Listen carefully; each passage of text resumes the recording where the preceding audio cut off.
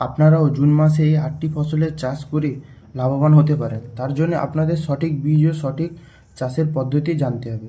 সেই বিষয়ে আজকে আমরা আলোচনা করব। ভিডিওটাকে স্কিপ না করে লাস্ট পর্যন্ত দেখার অনুরোধ রইল। আর আপনারা যদি আমার চ্যানেলে নতুন সদস্য হয়ে থাকেন, চ্যানেলটিকে অবশ্যই সাবস্ক্রাইব করে দিবেন। তো চলুন বন্ধুরা, আজ ভিডিওটি শুরু করি।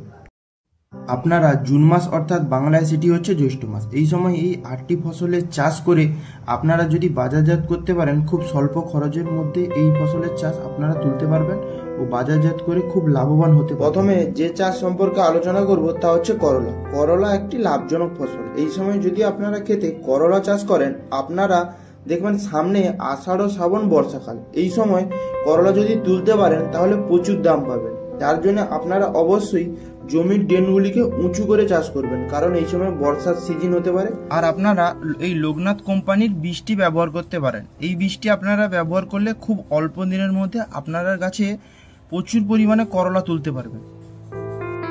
এরপরে আপনাদের যে সবজির কথা বলবো তা হচ্ছে বরবটি। এটি জুন মাসের সব থেকে সহজলভ্য ও লাভজনক ফসল। বরবটি গাছে তেমন একটা পরিচর্যা লাগে না, আপনাকে শুধু ভালো মানের বীজ রোপণ করতে হবে ও বরবটি গাছ যখন 20 থেকে 25 দিন হবে তখন মাচা তৈরি করে দিলেই হবে এরকম। আর যদি আপনারা এই সময় খাটো জাত ও হাইব্রিড জাতের বরবটি চাষ করেন তাহলে খুব ভালো ফলন পাবেন। খাটো জাতের মধ্যে 5 স্টার ও হাইব্রিড জাতের মধ্যে হবে এভারগ্রিন 1। তারপর আপনারা উচ্চ ফলনশীল ঢেঁড়সের চাষ করতে পারেন। এই জুন মাসে যদি আপনারা ঢেঁড়সের বীজটি রোপণ করেন তাহলে জুলাই আগস্ট অর্থাৎ বর্ষাকালে এই ঢেঁড়সটি তুলতে পারবেন।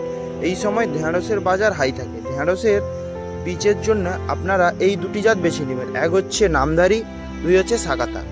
এই দুটি বীজ যদি আপনারা রোপণ করেন তাহলে আর্থিক দিক থেকে ভালো লাভ পাবেন। এরপর আপনারা জুন মাসে কচু চাষও করতে পারেন। কচু চাষ করার জন্য আপনারা হাইব্রিড জাতের কচুর চারা সংগ্রহ করতে হবে। এই কচু যদি আপনারা জ্যৈষ্ঠ মাস অর্থাৎ জুন মাসে রোপণ করেন তাহলে 1 থেকে 2 মাসের ভেতরে এই কচুকে বাজারজাত করতে পারবেন। এই কচু চাষ করলে একটি কচুতে 15 থেকে 20 টাকা খরচ করে 250 থেকে 300 টাকা করে বিক্রি করতে পারবেন ও বর্ষার সিজনে এই কচুর লতি বিক্রি করেও আপনারা টাকা উপার্জন করতে পারেন। তাই আমি আপনাদের বলবো যে কচু চাষটি আপনারা এই সময় করুন।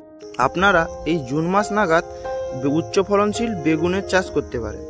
এই সময় বেগুনের চাষ করলে আপনার গাছে প্রচুর ফলন পাবেন ও বেগুন চাষের জন্য আমি স্পাইনি কোম্পানির এই চৈত্রী জাতটি বেছে নিয়েছি। এই জাতটি আপনারা যদি রোপণ করেন খুব ভালো ফলন। এই জাতটি আপনারা রোপণ করে একবার দেখতে পারেন। এরপর আপনারা জ্যৈষ্ঠকাল নাগাদ কুমড়ার চাষও করতে পারেন। কুমড়ার চাষ করার জন্যে আপনারা খুব ভালো মানের কুমড়ার বীজ বেছে নেবেন।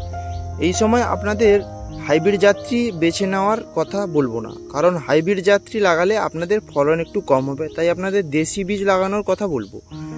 আর এই অন্নপূর্ণা কোম্পানির বীজটি আপনারা যদি চাষ করেন খুব ভালো ফলন পাবেন, তাই আমি এই জাতটি লাগানোর কথা আপনাদের বলছি। এই জাতে খুব ভালো ফলন। এই সময় আপনারা ঝিঙ্গার চাষও করতে পারেন। ঝিঙ্গার চাষ করার জন্য বাজারে নানা জাত থাকলেও আমি আপনাদের এই বারাসাত কোম্পানির হাইব্রিড ঝিঙ্গার বীজটিকে লাগানোর কথা বলছি, কারণ এই ঝিঙ্গার চাষ যদি আপনারা করেন তাহলে জুন মাসে আপনারা প্রচুর পরিমাণে ঝিঙ্গার ফলন পাবেন, যার ফলে আর্থিক দিক থেকে আপনারা খুব লাভবান হতে পারেন। আপনারা জুন মাস নাগাদ চাল কুমড়া চাষও করতে পারেন। চাল কুমড়া চাষ করার জন্য প্রথমত আপনাকে ভালো জাতের বীজ বাছাই করে নিতে হবে। এর জন্য আপনারা নামধারী কোম্পানির এই বীজটি আপনারা যদি ব্যবহার করেন তাহলে 30 থেকে 35 দিনের মধ্যে আপনাদের চাল কুমড়া গাছে প্রচুর ফলন আসবে। এছাড়াও আপনারা এই 8টি ফসল বাদ দিয়েও আরও 2টি ফসল চাষ করতে পারেন। এক হচ্ছে ওল চাষ যদি আপনারা এই সময় করেন তাহলে 5 থেকে 6 মাসের ভিতরে ওলটি আপনারা তুলতে পারবেন। এই ওল চাষ করার জন্যে বেশি কিছু খরচ হয় না, উপযুক্ত মাটি ও কিছু পরিমাণ পরিচর্যার ফলে ওল চাষটি খুব সহজেই করা যায়। এছাড়াও পাট জাতীয় ফসলের চাষ করতে পারেন বা ছন চাষ করলেও এই সময় আপনারা খুব লাভবান হতে পারেন।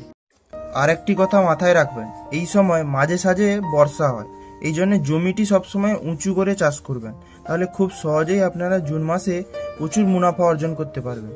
আজকের ভিডিওটা দেখে আপনারা নিশ্চয়ই জুন মাসে কী সবজি চাষ করবেন তার সম্পর্কে আপনার জ্ঞান হয়ে গেছে। যদি আপনার ভিডিওটি ভালো লাগে ভিডিওটিতে একটি লাইক করে দিবেন, আর চ্যানেলে যদি নতুন হয়ে থাকেন চ্যানেলটি প্লিজ সাবস্ক্রাইব করে দিবেন। আপনাদের সকলকে ধন্যবাদ জানাই আমার ভিডিওটি দেখার জন্য।